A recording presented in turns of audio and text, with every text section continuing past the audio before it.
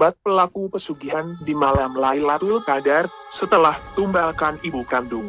Sebelum menyimak, bila Anda belum subscribe silahkan klik tombol subscribe dan nyalakan loncengnya supaya tidak ketinggalan dengan video terbaru selanjutnya. Malam hampir larut, tapi kedai bakso milik Kardi masih dijumpai pembeli. Maklum, saat itu bulan puasa.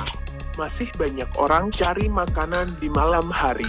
Apalagi saat itu sudah masuk pukul 10 malam terakhir di bulan Ramadan. Lebaran sudah dekat. Para pekerja umumnya sudah menerima THR dari tempat kerja mereka. Para perantau juga sudah banyak yang kembali ke kota tempat Kardi membuka salah satu kedai baksonya.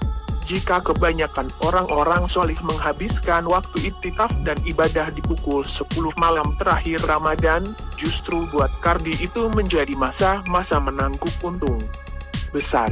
Kardi hanya mengawasi kesibukan para pegawainya melayani pembeli, sambil merebahkan tubuhnya yang berbalut kaos oblong dan bersarung di balai-balai bambu. Posisinya selalu di situ, di pojok kedai baksonya. Kalau dari luar agak samar terlihat.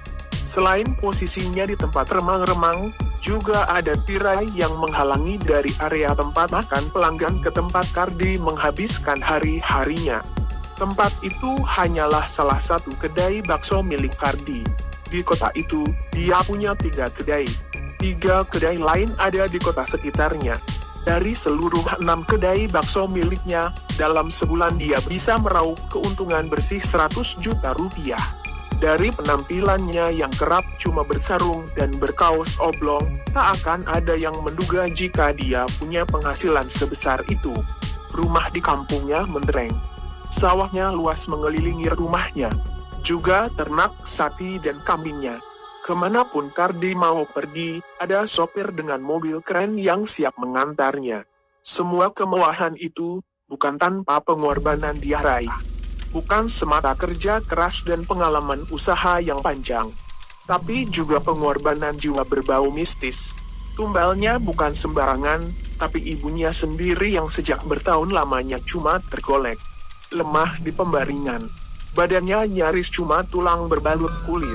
Ibaratnya seperti mayat hidup, entah syaitan apa yang menyergap pikirannya, hingga Kardi terpikir menumbalkan ibu kandungnya sendiri. Hal itu terjadi ketika sekali waktu gerobak baksonya kena garuk satpol pulang pergi. Dia berusaha mempertahankan, tapi aksi rebutan dengan aparat membuat gerobak baksonya terguling. Mie, bakso dan kuahnya, serta seluruh isi gerobak tumpah ruah ke jalan. Kena garuk razia. Bukan sekali itu dia alami. Tapi yang terakhir menjadi yang paling pahit buat Kardi.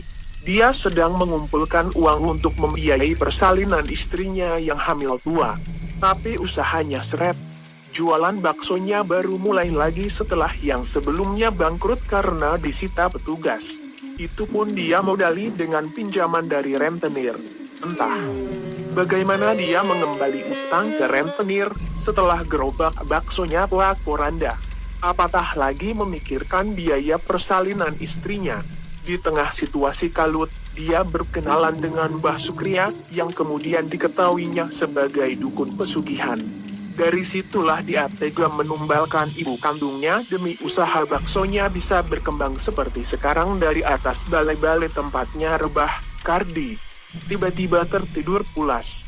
Suara bising pegawai yang melayani pembeli yang ramai sama sekali tak terdengar. Dalam tidur itu dia bermimpi didatangi nenek tua dengan wajah seram. Di sebagiannya bertetesan darah mengucur. Badannya tinggal tulang berbalut kulit. Ada luka basah yang dipenuhi belatung di bagian-bagian tubuhnya. Meski ringkih, nenek tua itu cukup perkasa menyeret Kardi dari atas balai-balainya. Dia membawa Kardi ke suatu tempat entah di mana, tapi seperti sebuah aula luas, tapi pengap karena dipadati orang yang berdesakan. Ruangan itu panas membara oleh api yang menyala-nyala. Dari lantai, dinding, bahkan atapnya api menjilat-jilat.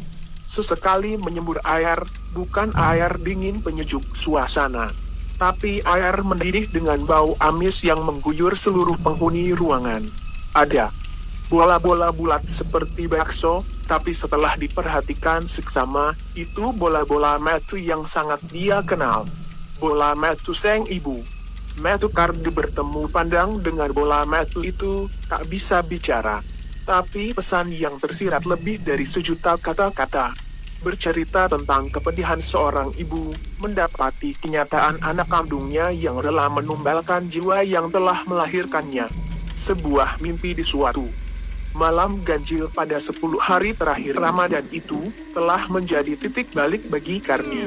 Dia tinggalkan semua kemewahan yang diraihnya dari jalan kesesatan. Apakah itu malam Lailatul Qadar? Tak ada yang bisa memastikan. Tapi sejak itu, Kardi meninggalkan semua jalan gelap hidupnya. Kini dalam hari-hari yang dijalaninya, kerap terbuka mushaf Al-Quran di hadapannya. Dia dikelilingi anak-anak kecil dengan wajah cerah dan senyum riang. Mereka sangat semangat dan antusias belajar ngaji pada Kardi. Sampai jumpa di video